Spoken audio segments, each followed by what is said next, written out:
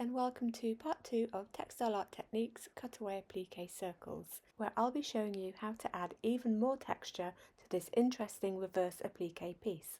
In part 1 we stitched 2 pieces of fabric together using a running stitch in a concentric circle pattern. We then cut into the circular channels of stitching to create this interesting frayed look reverse applique. If you haven't seen the first video, I've linked it at the top here. After running my fingers over the fabric to fray it more, I've decided that I want to bend some of the channels back to reveal the dark circles. I'm going to stitch it down with a whip stitch, so it'll take on an appearance very similar to couching. It does mean that we'll no longer see our running stitches as the fabric will be folded back over them. To help the folds stay flat, I'm going to press with an iron.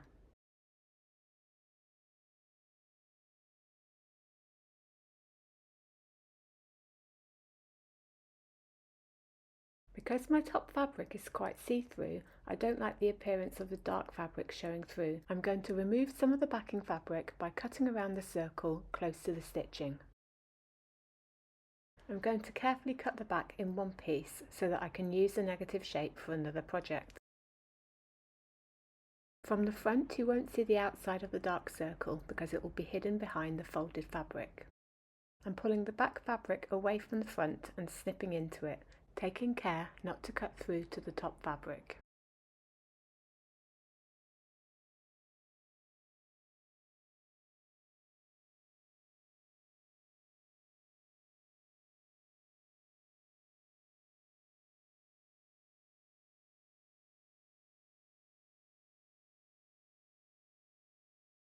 With the offcut, I will most likely use it for another project, possibly reverse applique, where I'll turn the edge under and stitch round using a whip stitch. I'm just tidying up the outside of the circle so that none of the dark fabric shows through to the front. You can see from the front where some of the dark background is still showing through, but overall it looks much better and I'm happier with the appearance of just the white fabric. Now that the back is tidied up, it's time to do some stitching. I'm taking my favourite cotton pearl number 8 in a thread that matches the background, and I'm using a sashiko needle.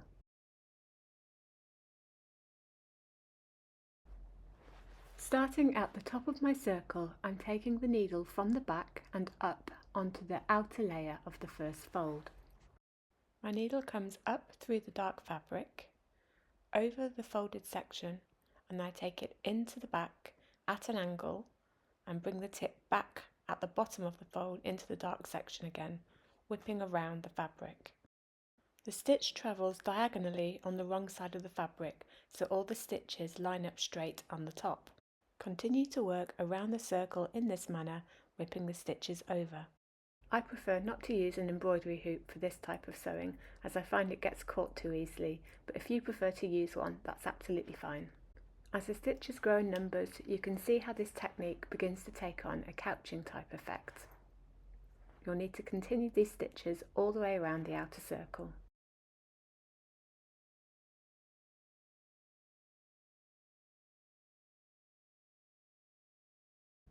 As I'm stitching this, I'm imagining how it would look with a different coloured thread. Something like red would stand out really beautifully, and it would give a very different effect to just sticking to the same colours as I've done here. You could also choose a different coloured thread for each ring, perhaps doing a gradient going lighter or darker as the circles get towards the centre. I'm sure you can imagine lots of different ways to customise this technique.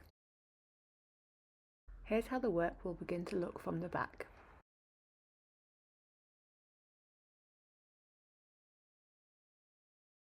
When you've finished sewing around your first circle, you'll need to tie the thread at the back. You can do a quilter's knot, or you can simply take your needle under the next stitch and knot a couple of times to secure.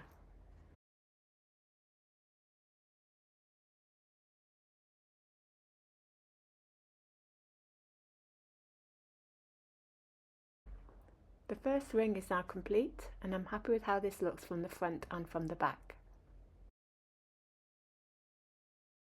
You could of course vary your stitches for each ring, maybe using a running stitch or a blanket stitch, or making your stitches zigzag in pattern, or perhaps loads of French knots around a circle could look interesting.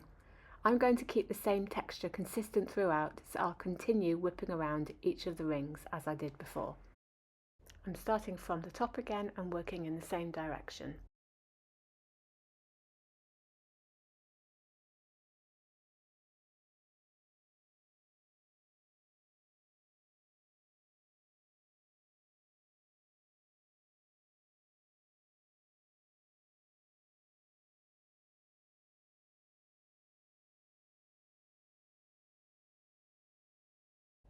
Here is ring 2 complete. Ring 3, ring 4,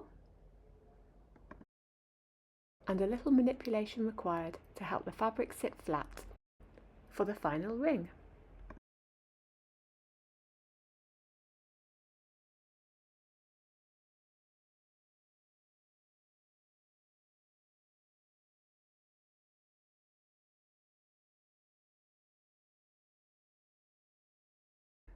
There we go. I am so happy with this. I really love the texture it's created, and I'm very excited about the possibilities of this technique. And I bet that if you were to view this for the first time, you'd struggle to work out how this has been constructed. The individual rings look as though they've been couched on, but there's no beginning or ending because it's all been cut out from one piece of fabric.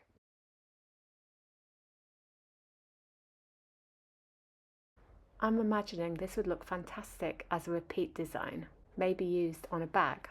I have lots of different ideas for how I'll use this next, maybe trying different shapes.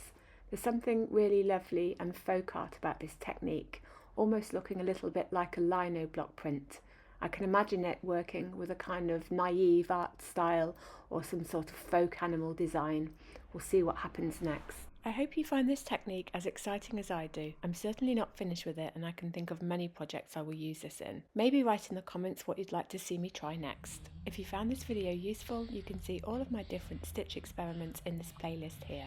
And if you like, comment and subscribe, it really helps support me as a creator.